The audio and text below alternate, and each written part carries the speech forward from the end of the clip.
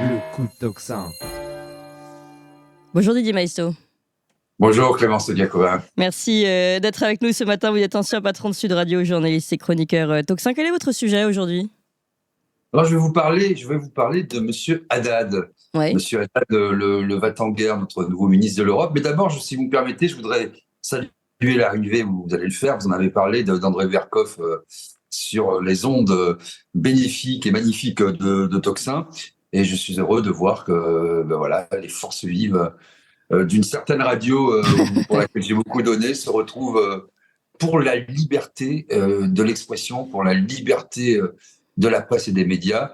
On n'est pas tous d'accord, parce que j'ai vu sur Twitter, quand on l'a annoncé sur certaines prises de position, mais alors, etc. Non, non, tout le monde va garder son indépendance, sa liberté de ton, au contraire. Parce que je pense qu'à Tocsin, on a envie de débattre, et je vais vous dire un truc incroyable, avec des gens qui ne sont pas d'accord forcément avec nous.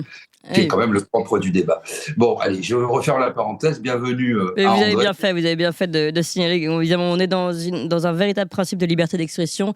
Donc, André Berkoff a ses idées, moi les miennes, vous les vôtres. Et l'idée, évidemment, c'est d'accueillir cette pluralité et de pouvoir parler de tous les sujets tous ensemble et de créer des débats, vous l'avez dit aussi Didier Maisto, dans une ambiance où justement, plus il y aura de débats, en tout cas, le droit de dire ce qu'on pense, mieux ce sera.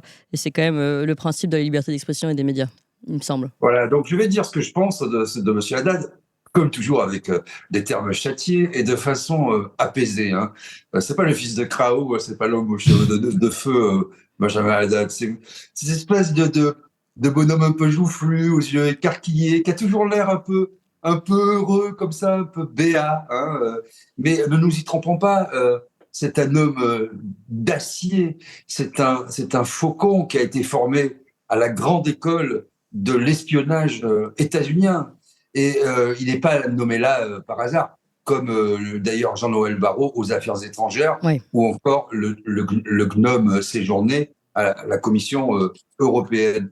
Ce sont des gens qui n'ont pas véritablement d'idées, qui sont soumis à Emmanuel Macron, qui ne vont pas faire de vagues, qui est lui-même soumis à la Commission européenne, je ne dis même pas à l'Union européenne, qui n'est qu'un agrégat informe et incertain d'un certain nombre de pays, dans la Commission européenne, qui elle-même est affidée à Washington. Alors, il faut savoir que M. Haddad, il a beaucoup travaillé dans des groupes de réflexion, Atlantic Council par exemple, parmi les plus influents de Washington. Et il a intégré donc le gouvernement Barnier. Et si j'en parle, c'est qu'il s'est exprimé au Berliner Zeitung, qui est un grand journal allemand. C'est passé complètement inaperçu en France. Il a repris ce qu'avait dit un peu l'antienne de Macron quand il avait parlé d'ambiguïté stratégique, où tout le monde s'en souvient. Et à l'époque, il avait été redressé, vilipendé, engueulé même, remis à sa place par tous les pays occidentaux, européens, comme les États-Unis d'ailleurs. Là, vous voyez les gens se faire trouer la peau en Ukraine, tout seul, comme ça, j'y reviendrai.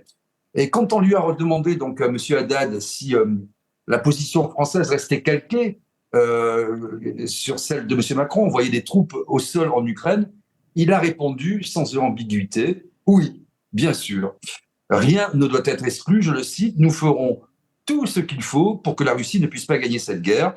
Et c'est ce qu'avait dit le chef de l'État, déjà, le 26 février 2024, c'était sur les antennes de BFM TV.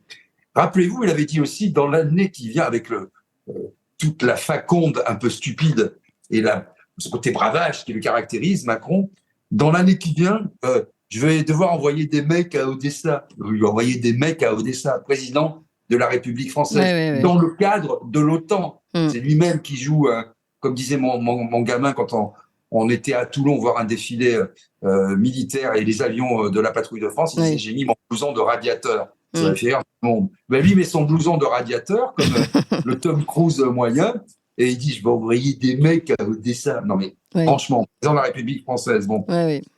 Dans son récent entretien donc, accordé à la presse allemande, Benjamin Haddad, il a par ailleurs affirmé, il s'est déterminé en faveur de la fourniture à l'Ukraine de missiles longue portée, qui prennent des frappes en profondeur sur le territoire russe. Et c'est pas neutre. Et on va savoir pourquoi.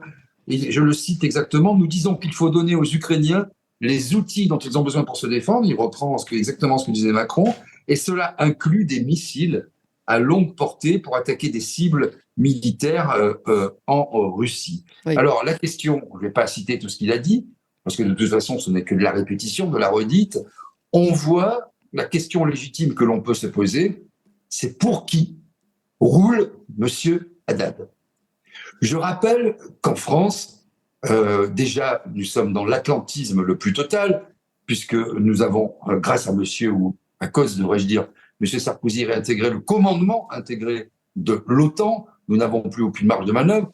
Notre armée est en piteux état. En cas de conflit de haute intensité, nous tiendrions 5 jours, ça c'est le rapport qui avait fait pas mal de bruit au Sénat, et on bombe le torse.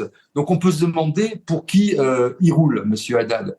On peut se demander, la réponse est dans la question. Il roule pour les États-Unis, ce qui explique aussi quand même un certain nombre de positions vis-à-vis d'Israël et le fait que monsieur Macron soit au dernier moment comme ça tensé par Israël, qui s'est dit vexé, surprise, humilié parce qu'il avait dit que peut-être qu'il faudrait aboutir à un cessez-le-feu, notamment au Liban et à Gaza. Bon, si j'en parle aussi, c'est que le 25 septembre dernier, Vladimir Poutine a fait, dans une conférence de presse, a fait preuve, montre de sa volonté, d'ailleurs ça a été fait, de changer la doctrine militaire russe et de l'adapter au nouveau contexte de la guerre en Ukraine. La doctrine nucléaire russe, la dernière version publique, il faut savoir, elle datait de 2020, Ah oui. prévoyait seulement que la Russie pouvait utiliser son propre arsenal en cas d'attaque nucléaire ou d'attaque conventionnelle, j'ouvre les guillemets pour les refermer, en cas de menace existentielle de l'État. Cette fois, Poutine, il a souhaité donc qu'une agression contre la Russie par un État non nucléaire, mais avec la participation ou le soutien d'un État nucléaire, oui. C'est-à-dire avec la France, par exemple. Oui, en fait, on fait écho au proxy, là. Voilà, allez-y. Soit considéré comme une attaque conjointe contre la Fédération de Russie. Donc la future doctrine prévoit que la Russie pourra désormais utiliser des armes nucléaires si, j'ouvre les guillemets, si elle recevait des informations fiables sur le début d'une attaque transfrontalière massive par voie aérienne, premièrement, au moyen de l'aviation stratégique et tactique, de missiles de croisière, de drones et d'armes hypersoniques. Je referme la parenthèse. Donc, tout ça pour dire que même si en France on en parle peu, voilà le risque que nous courons, et vous comme moi, comme beaucoup de personnes qui interviennent sur Tocsin, savent que en matière militaire, les Russes tiennent toujours leurs promesses.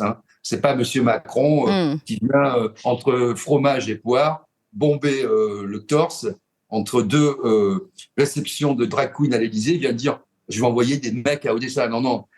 C'est peut-être la première ou la deuxième armée du monde. Ils ont une supériorité stratégique évidente avec les missiles hypersoniques. Et j'invite tout le monde à lire, je suis en train de le finir, le bouquin de Todd sur effectivement la défaite de l'Occident, c'est son titre, où on voit bien dans quelle position économique, stratégique, en termes militaires, se trouve la Russie aujourd'hui.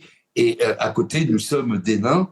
Et nous sommes donc, bien, je me souviens d'un livre de Druon, La France aux ordres d'un cadavre. Je ne sais pas si les États-Unis sont un cadavre. En tout cas, je sais que nous sommes complètement affidés, un petit valet servile des intérêts américains, ce qui explique la géopolitique actuelle, tant dans les conflits au Moyen et au Proche-Orient que dans le conflit ukraino-russe. Et donc ça, il faut avoir les moyens de ses ambitions.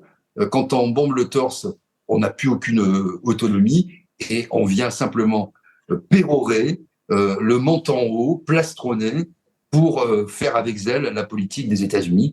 Et ça veut dire ça qu'on a perdu notre souveraineté d'un point de vue militaire, d'un point de vue des affaires étrangères, et notre autonomie à décider, et que nous ne sommes plus complètement alignés sur la position américaine, qui, je le rappelle, hein, qu'est-ce que c'est que les États-Unis d'Amérique? Ils considèrent que la planète est leur terrain de jeu, d'où l'extraterritorialité de leurs droits. Vous pouvez avoir n'importe quel logiciel, on peut venir chez vous vous promettre 1000 ans de prison sans prévenir la justice française. C'est ça l'hégémonie américaine, c'est ça l'empire dont nous voyons les effets sous nos yeux aujourd'hui. Et voilà de quoi Monsieur Haddad se fait le serviteur dans le silence absolu Des médias. des médias français mainstream, de la classe politique. Et je rappelle, je ne veux pas être trop long, mais juste pour conclure, que tout le monde s'est aligné sur la position de M. Macron concernant l'Ukraine, sans débat à l'Assemblée nationale et à fortiori sans vote, après avoir entendu M. Bayrou sur France Info nous expliquer qu'il y avait eu une réunion hors institution à Saint-Denis et que tous les chefs de parti présents étaient d'accord avec la position de M. Macron concernant l'Ukraine. De Marine Le Pen à